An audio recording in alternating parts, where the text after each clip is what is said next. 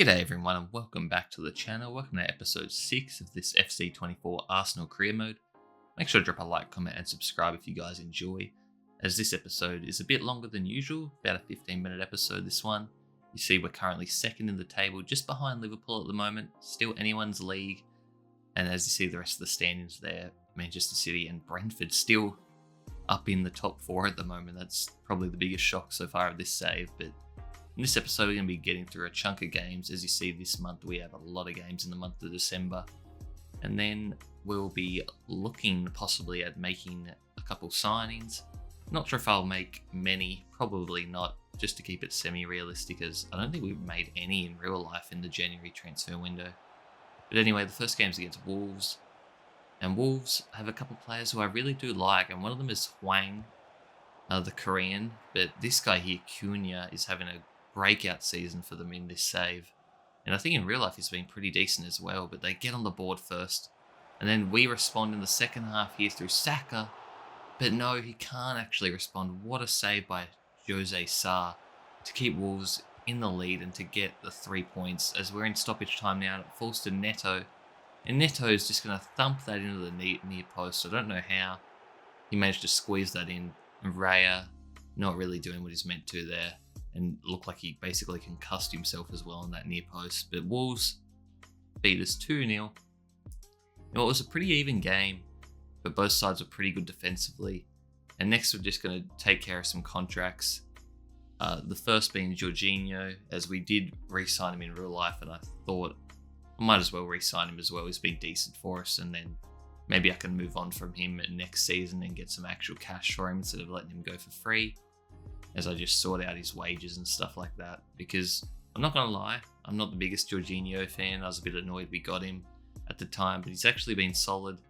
And he scored one of my favourite goals as an Arsenal fan, where he cannoned it, I think it was off the crossbar, into the Aston Villa goalkeeper Martinez, and then it went in for, I guess, technically an own goal, but Jorginho was part of that. And then next up is going to be another midfield player. It's going to be Thomas Partey again. I would prefer to re-sign him and then just let him go for cash, so then we make money off him, as I don't see Thomas Partey being a player for the future. Just like Jorginho, they're in their 30s, both of them in their early 30s. They're not going to get any better, so I'll probably look to move them on sooner rather than later. I just don't want to lose them for free, which is what Arsenal have kind of been known to be doing in the past, just letting guys go for free. Like Alexis Sanchez and that sort of thing, and I don't want that to be a thing when I'm running the club either. But anywho, let's get into the next game here. It's going to be up against Luton Town. See their current form. Not too surprising there. They're going to struggle to stay up, but I hope they do. I hope they make a good go of it. But here, basically from kickoff, we start off strong. Great bit of ball movement, and it comes to Martinelli in the box, and he fires that one home on his left foot. A brilliant team goal there from the Gunners, and we take an early lead. But Luton looking to respond instantaneously, and this happens more often than not. One team scores, and then the other team goes up and scores very soon after. And it's going to be Ramsdale this time in net, and gets beaten at his near post. So I don't know if the game needs to be patched or if I'm just doing terrible defending, but I'm sick of these near post goals already. But Partey with a brilliant ball through to Trossard there, and Trossard fires one home to give us back the lead once again. And now we fast forward into the second half. Now it's going to be Havertz just taking his time, finds Ben White, who gets it back to Havertz. Havertz with the quick turn. What's he going to do? He's going to find Trossard, who then gets it through to Jesus. And Jesus is going to score. And that's going to basically get us the 3 points there and seal the deal as Jesus scores. And Havertz wins the ball high up the pitch. We get to Jesus again, but it's saved by Kabinski, the Luton goalkeeper. But from the corner, Smith Rowe whips it in. Finds Saliba, and Saliba's going to head that one home. A good goal there from Saliba. And most of the time it's actually Gabriel who's scoring from these set pieces, but Saliba has come through with one there as we check the stats there, and we did dominate.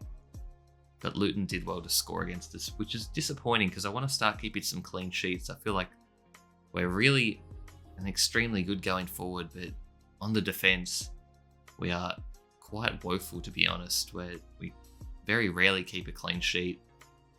And that's going to really come back to bite us later on if we cannot stop teams from scoring, because what's the easiest way to not lose is to not concede, and we keep conceding all the time. As our next match is up against Aston Villa, Martinelli with a ball through to Gabby Jesus again, and he's in good form at the moment, and he gets us off to an early win. As the away team, that's an important goal, and we've been playing pretty well so far away as well. And somehow there, we've broken away with a 1-on-1 with Ødegaard against, I think it's Martinez, and what a save that was, keeping our captain out. 99 times out of 100, Ødegaard had scored that, but he ends up saving it. But from the corner, that's 2 games in a row now we've scored from a corner, and this time it's Gabriel, who I'm used to seeing on the end of these corners as well. And Gabriel makes it 2-0.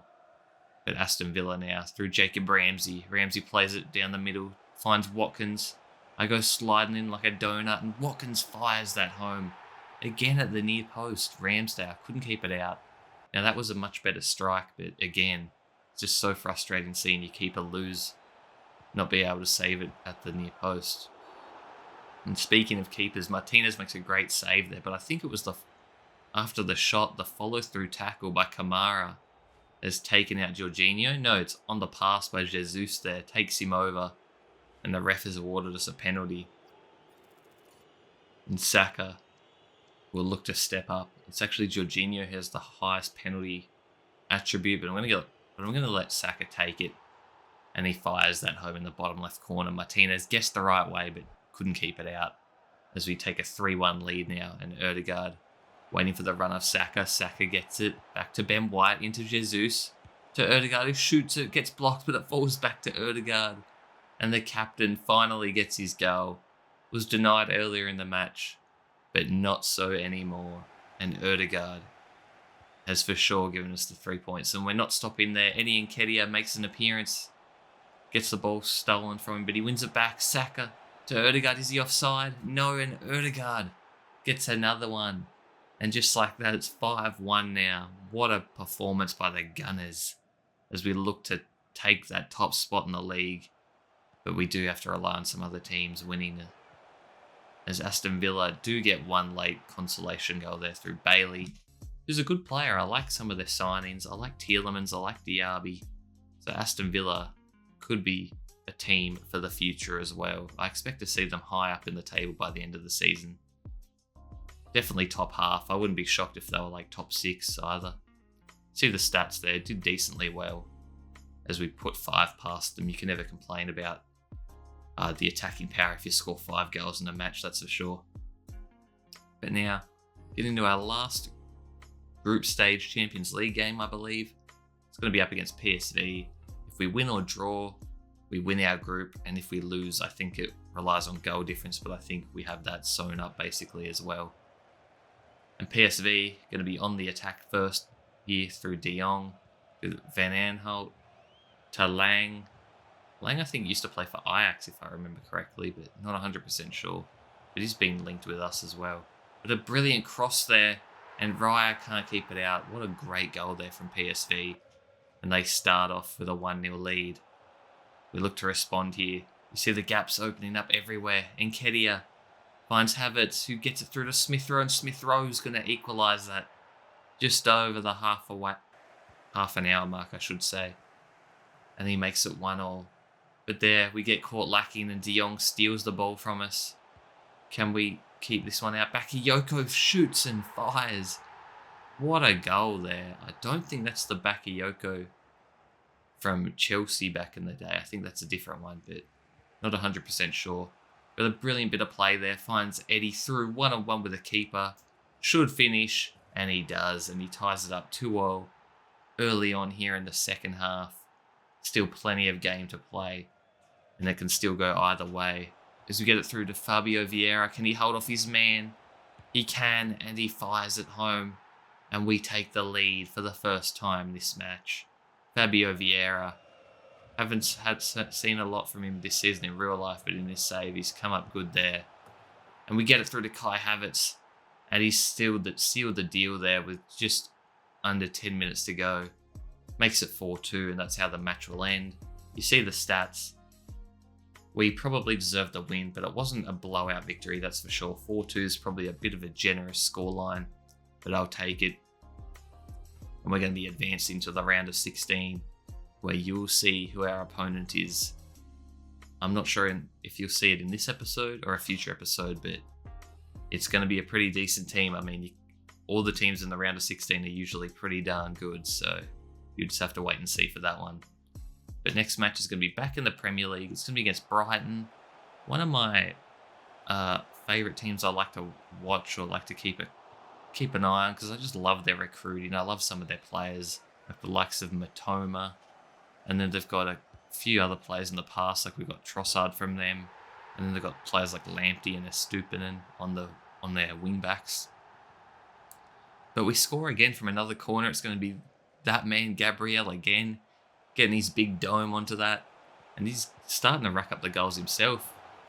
And speaking of goals, Ødegaard scores there right on half-time. It looked like he was offside, but he wasn't. He stayed on somehow. Just brilliant from the captain and a good finish. And Declan Rice is going to hit one from distance. And it goes in just under the hour mark there to make it 3-0. And this one has gotten out of hand. Didn't look like the most clinical strikers. It looked to be pretty central, but the goalie just couldn't see it or couldn't get to it.